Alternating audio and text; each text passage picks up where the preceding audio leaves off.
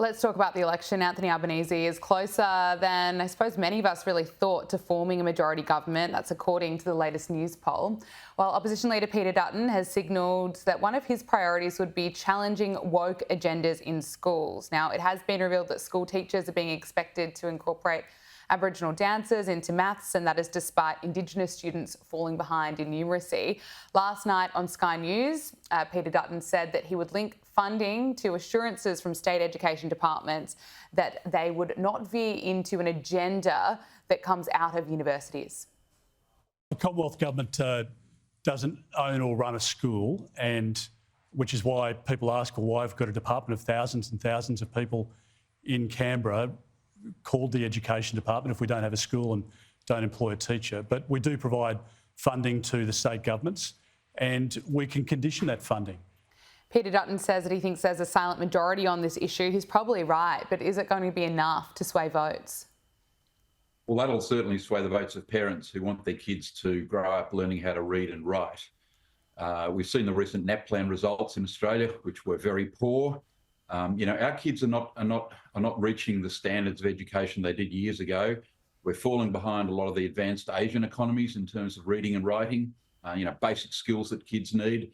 And left-wing teachers and unions should stop indoctrinating our children with left-wing agendas. This has got to be about education, not indoctrination. This is something around the world that's causing trouble in Western. There is now a kickback against this. There's now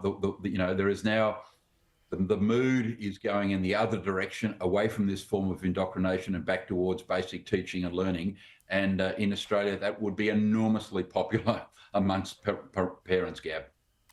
Look, Kamala Harris is coming to Australia. I'm not sure how excited you are if you're going to potentially be going to see her, but some real estate agents will be. She's going to be speaking at the AREC Property Industry Conference in Queensland in May, and they have splashed out $500,000 to hear one of the world's worst public speakers. Why on earth are they bringing out Kamala Harris?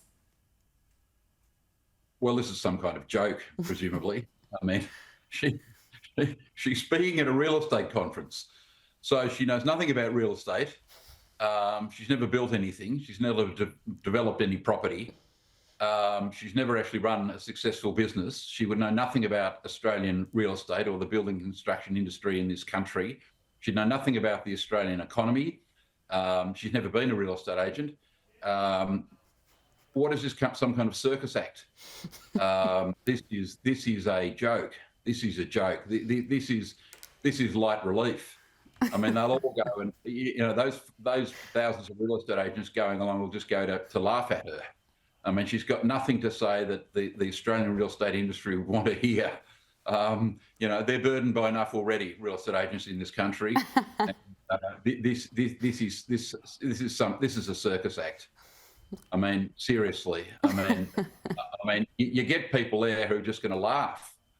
But would she have anything to say about capital gains taxes or negative gearing or the state of the property market, the interest rate dilemma in this country, building costs, GST on building, land release, state government planning approvals, building approvals, the delays in subdivisions that take place in this country, unionisation of domestic workforces in the building industry, the collapse of hundreds and hundreds of building companies, construction companies, the CFMEU.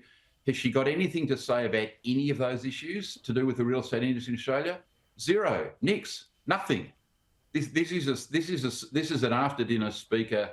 Instead of a comedian, they're bringing in Kamala Harris. I mean, this is just for comedic relief after a long.